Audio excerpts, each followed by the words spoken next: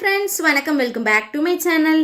இன்னைக்கு சூப்பரான ஒரு ரெசிபி தான் செய்ய போறோம். அதுக்கு முன்னாடி நீங்க நம்ம சேனலுக்கு ஃபர்ஸ்ட் டைம் இருந்தீங்கன்னா சப்ஸ்கிரைப் பண்ணிட்டு வீடியோவை ஸ்கிப் பண்ணாம ஃபுல்லா பாருங்க. வீடியோ பிடிச்சிருந்தா லைக் பண்ணிக்கோங்க. இன்னைக்கு நம்ம செய்ய போற ரெசிபி பாத்தீங்கன்னா சின்னவங்கல இருந்து பெரியவங்க வரைக்கும் எல்லாருக்குமே பிடிக்கக்கூடிய மெயினா வெயிட் லாஸ் சுகர் பேஷண்ட் எல்லாருமே சாப்பிடுற மாதிரி தான் இந்த ரெசிபி செய்ய போறோம். இந்த ரெசிபி கல்யாண வீட்டு பந்திகளில் வச்சா மட்டும்தான் நல்லா டேஸ்டா இருக்கும்னு நினைச்சீங்கன்னா இந்த வீடியோவை ஸ்கிப் பண்ணாம பாருங்க.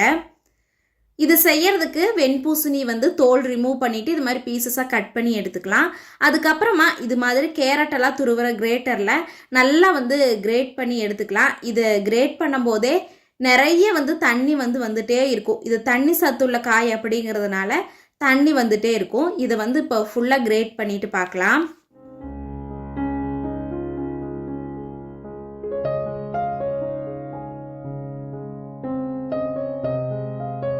இதை ஃபுல்லாக கிரேட் பண்ணனதுக்கு அப்புறமா இந்த அளவு தண்ணியும் வந்துருச்சு.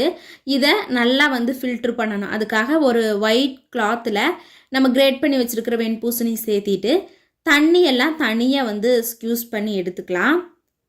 இதில் தண்ணி இருக்கவே கூடாது. அதனால் இந்த தண்ணியை ஃபுல்லாக நம்ம ஃபில்ட்ரு பண்ணி எடுத்துடலாம். இந்த தண்ணி மெயினாக இதை வேஸ்ட் பண்ணக்கூடாது. இதை வச்சு தான் நம்ம ரெசிபியை செய்ய போகிறோம்.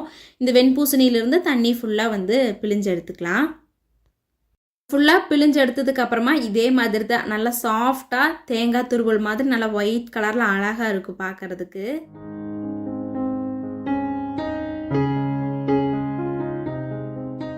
இப்போ ஸ்டவ்வில் கடாய் வச்சுட்டு அதில் நெய் அப்படி இல்லைன்னா எண்ணெய் சேர்த்திக்கலாம். எண்ணெய் வாசனை இல்லாத எந்த எண்ணெய் வேணாலும் சேர்த்திக்கலாம். கொஞ்சம் தாராளமாக சேர்த்திட்டு நம்ம எடுத்து வச்சுருக்கிற கேஷ்யூஸை ஃப்ரை பண்ணி தனியாக மாற்றி வச்சிடலாம். அதுக்கப்புறமா நம்ம பிழிஞ்சு வச்சுருக்கிற இந்த வெண்பூசணியும் சேர்த்திக்கலாம். இந்த எண்ணெய் கூட இல்லை நெய் கூட நல்லா மிக்ஸ் பண்ணி விட்டுடலாம். அதுக்கப்புறமா தேவையான அளவு சுகர் சேர்த்திக்கலாம். சுகர் பேஷண்ட் அப்படி இல்லைன்னா வெயிட் லாஸ் பண்ணுறவங்களா இருந்தால் கொஞ்சம் சுகர் கம்மி பண்ணிக்கலாம். அப்படி இல்லைன்னா நாட்டு சர்க்கரை கூட சேர்த்திக்கலாம். அது கூடவே 2 ஏலக்காய் தட்டி சேர்த்திட்டு நல்லா மிக்ஸ் பண்ணி விட்டுக்கலாம். இந்த சர்க்கரை சேர்த்தனதுனால தண்ணி விட்டுட்டே இருக்கும். அந்த தண்ணியெல்லாம் வற்றினதுக்கு அப்புறமா நம்ம பிழிஞ்சு வச்சுருந்த தண்ணி இருக்கும், அதில் ஃபுட் கலரோ அப்படி இல்லைன்னா கொஞ்சமாக மஞ்சள் தூள் சேர்த்திட்டு அதையுமே கொஞ்சம் கொஞ்சமாக சேர்த்தி நம்ம கிளறி விட்டுட்டே இருக்கணும். அந்த தண்ணியோட இது கம்மியாகிட்டே இருக்கும். நல்லா வற்றி வரும். அந்த டைமில் நம்ம எடுத்து வச்சுருக்கிற தண்ணியை 3 டைமாக சேர்த்தி நல்லா கிளறி விட்டுக்கலாம். கடைசியாக நல்லா ஒட்டாமல் வரும். அந்த டைமில் கேஷ்யூஸும் சேர்த்திட்டு நல்லா மிக்ஸ் பண்ணிவிட்டு ஆற வச்சு சாப்பிட்டோம்னா அவ்வளவு டேஸ்ட்டாக இருக்கும். மறக்காமல் ட்ரை பண்ணி பாருங்கள். வீடியோ பிடிச்சிருந்துன்னு நினச்சிங்கன்னா லைக் அண்ட் சப்ஸ்கிரைப் பண்ணிக்கோங்க. தேங்க்ஸ் ஃபார் வாட்சிங். Bye bye.